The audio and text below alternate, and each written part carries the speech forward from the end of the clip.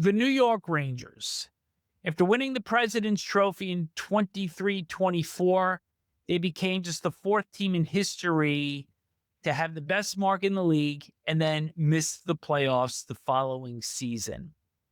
Big problem? Special teams. 28th on the power play.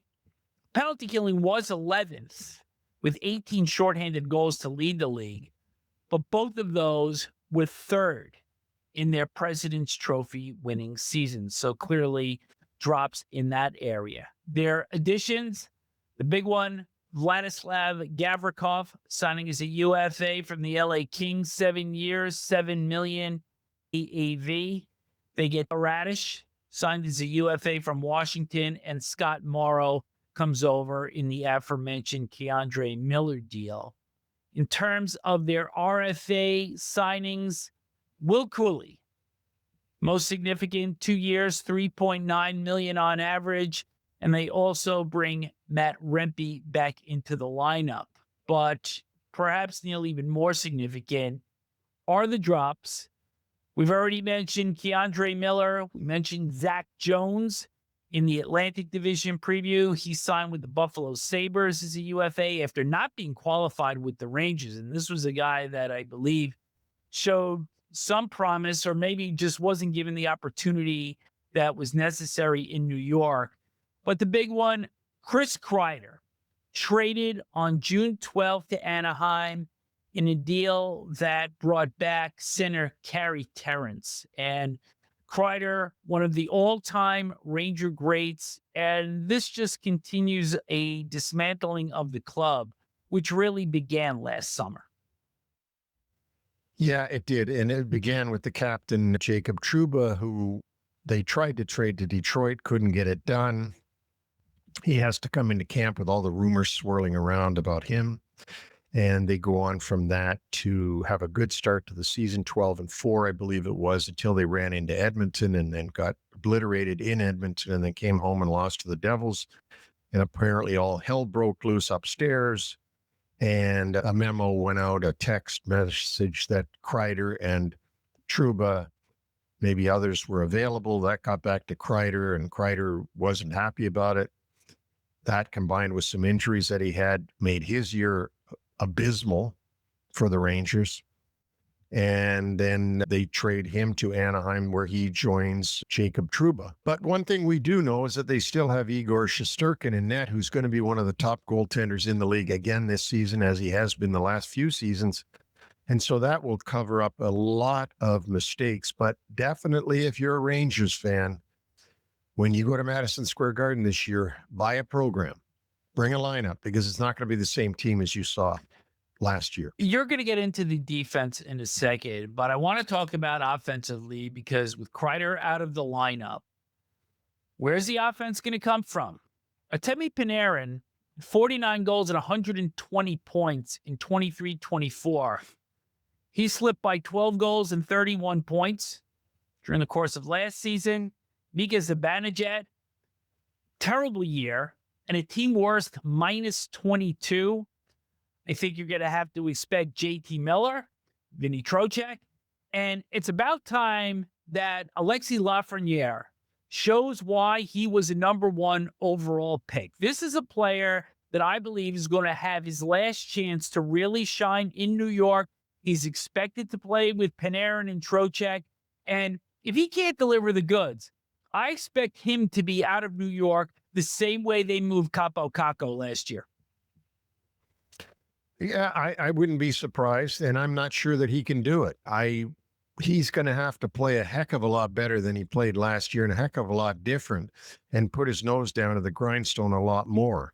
Could take a cue from Cuylle, who is a fan favorite. Will Cuylle is at Madison Square Garden. Why? Because his work ethic, his physical play is so good. I think, too, Vic, you hit on another point. I think Mika Zibanejad, as good as he's been over the years they've had him there, and it was Jeff Gorton who stole him from the Ottawa Senators, that he has been excellent for them. Up until last year, he wasn't good at all. He can't have another year like last year. He's got to come through this year. I'm not sure whether or not Lafrenière can play on a top line. I personally don't see it.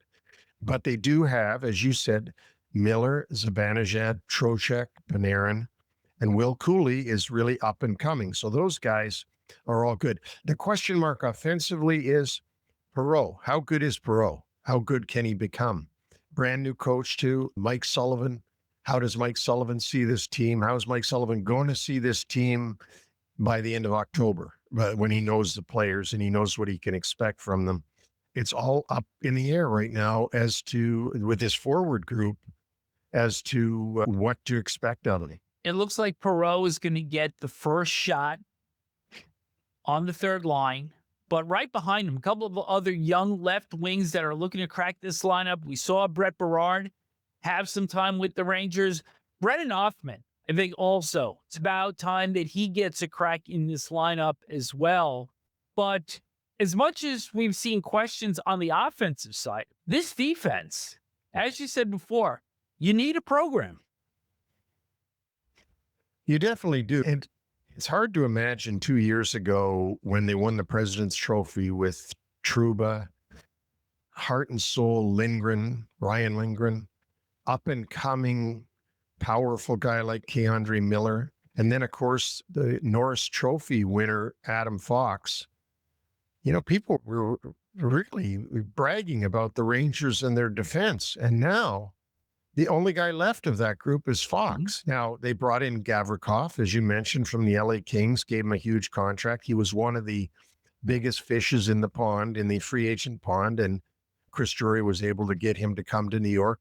He'll probably play with Fox, which may be the Bokaboom and Leach, or Gavrikov and Fox. Maybe that's what they're thinking there. But then the question marks start after that when you've got Susie and Borgen as number 3 and 4.